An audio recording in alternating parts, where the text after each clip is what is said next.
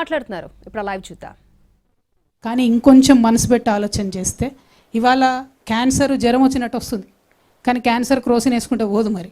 కాబట్టి క్యాన్సర్కి కావాల్సినటువంటి ట్రీట్మెంట్ ఏదైతే ఉంటుందో 10 lakhs, 15 lakhs, 20 lakhs, 25 lakhs ఎంత బాధగా ఉంటుందండి. కండ్ల ముంగట ఇంటి మనిషి చనిపోతుంటే ఆ వైద్యానికి డబ్బులు ఇవ్వలేనటువంటి వాళ్ళు చాలామంది ఉన్నారు. నిన్నగాక మొన్న గద్వాల్లో ఒక ఎగ్జాంపుల్ చూసినాం. గవర్నమెంట్ హాస్పిటల్కి తల్లిని తీసుకపోతే మా దగ్గర లేదయ్యా ఇంతకన్నా వైద్యం, దయచేసి మీరు తీసుకుపోండి అంటే ఓన్లీ 3 lakhs rupees అవుతుంది. తెలిసి కూడా ఎక్కడికి తీసుకుపోదాము, ఎట్లా తీసుకుపోదాము, ఆడికి తీసుకుపోయాక 3 లక్షలు అంటారు, చేర్చినాక 15 లక్షలు అంటారు. మా పరిస్థితి ఏందని తల్లిని పోన్లే బతికింది కదా ఉన్నన్నాళ్ళని సర్ది పెట్టుకునే పరిస్థితి ఇవ్వాలని కూడా తెలంగాణ రాష్ట్రంలో ఉన్నది.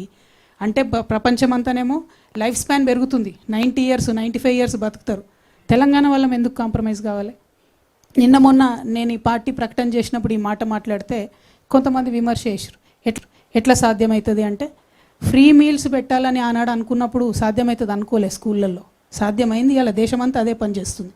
ఆనాడు ఆరోగ్యశ్రీలో 2 లక్షలు ఇస్తామనుకున్నప్పుడు సాధ్యం కాదనుకున్నారు, సాధ్యమైంది. ఇలా అనేక రాష్ట్రాలు ఫాలో అవుతున్నాయి. ఖచ్చితంగా ఉచిత వైద్యం ఎన్ని లక్షలు ఖర్చు అయినా సరే తెలంగాణ బిడ్డల ప్రాణాలు కాపాడుకోవడానికి ఖచ్చితంగా మా ప్రభుత్వం వస్తుంది. దాంట్లో ఏ కార్పొరేట్ హాస్పిటల్లో తెలంగాణ వ్యాప్తంగా ఉన్న వైద్యం చేయించుకున్నా ఎంత పెద్ద రోగమైనా ఎంత ఖర్చు అయినా మీ జేబులకి వెళ్ళి రూపాయి పడకుండా తెలంగాణ రక్షణ సేన ప్రభుత్వం ఖచ్చితంగా సాధించి తీరుతుంది. ఈ 2 మా పాంచజన్యంలో మొదటి అంశాలు. మూడవది వ్యవసాయం, చాలా ప్రాధాన్యమైనటువంటి అంశం. మా జెండాలో ఉన్న గ్రీన్ రంగు కూడా మా రైతన్నుల కోసమే, పర్యావరణం కోసమే. రైతన్నలు లేకపోతే ఎవరికి కూడా 2 బుక్కలు అన్నం తినే పరిస్థితి ఉండదు. కాబట్టి మీకు చేతులెత్తి మొక్కుతూ మీ యొక్క సంక్షేమం కోసం, సంక్షేమంతో పాటు మీ యొక్క గౌరవం కోసం, ఆత్మగౌరవం కోసం నేను ఒక ఆడబిడ్డగా తెలంగాణ రక్షణ సేన నుంచి అన్ని రకాల ఏర్పాట్లు చేయడం జరుగుతుంది. ప్రత్యేకించి ప్రభుత్వంలో మీరు ఏ కార్యాలయానికి పోయినా, ఎక్కడికి పోయినా మీకు పిలిచి పీట వేసి కూర్చోబెట్టి గౌరవించి మీ సమస్య తీర్చి పంపాలి. ఇవాళ ఏం జరుగుతుంది? 25 రోజుల నుంచి కళ్ళాల కాడ వడ్లు పోసుకొని, కళ్ళాల కాడ మక్కలు పోసుకొని 45 degrees ఎండల ఎదురు చూస్తూ ఉన్నారు. ఏ టీవీ ఛానల్ తిప్పి చూసినా కళ్ళాల కాడ ఉన్న రైతుల సమస్యలే కనబడుతున్నాయి. ఎందుకు మరి? ఎందుకు ప్రొక్యూర్ చేయలేకపోతున్నాం?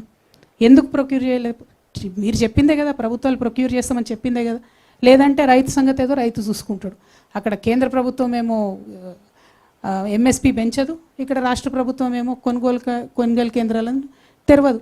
కొనుగోలు కేంద్రాలు తెరవమని 25 రోజుల నుంచి ధర్నాలు దీక్షలు చేసే పరిస్థితి రాష్ట్రంలో ఉన్నది. నేను మళ్ళీ మాట ఇస్తా ఉన్నా, ఆ పరిస్థితి మీకు ఉండదు. తెలంగాణ రక్షణ సేన అధికారంలోకి వస్తే మీ దగ్గర నుండి కొన్నటువంటి రైస్ని ఏం చేయాలనేటటువంటి ఆలోచన కూడా పెట్టుకొని చెప్తా ఉన్నాం. రైస్ని ఎక్స్పోర్ట్ చేసేటటువంటి పరిస్థితి ఉంది. ప్రభుత్వాలు ముందడుగు వేస్తలేరు. ఒక కార్పొరేషన్ పెట్టండి, ఎక్స్పోర్ట్ చేయండి రైస్, లైసెన్స్ తీసుకోండి, దాన్ని ఏమైనా వాల్యూ యాడ్ చేయండి. ఏమి చేయకుండా మేము కొంటే మాకు నష్టం వస్తుందని చెప్పి అనవసరంగా రాజకీయపరమైనటువంటి అంశాలను ముందుకు తీసుకొచ్చి బోనస్ ఇస్తాం అని చెప్పి బోగస్ మాటలు చెప్పి ప్రజల్ని మోసం చేయడం తప్పితే నిజంగా రైతన్న ఆవేదన అర్థం చేసుకుంటలేరు. మేము పోయి చూస్తూ ఉన్నాం, ఊర్ల పొంట తిరుగుతూ ఉన్నాం. మొన్న జాగృతి జనంబాట కార్యక్రమంలో పోతే ఎంత బాధ అనిపించిందంటే, ఒక రైతును పాపం మక్క రైతునాడ ఆ రోజు కలిసినాం మేము, తెల్లారైన గుండెపోటుతో చనిపోయాడు. ఆ రోజే మేము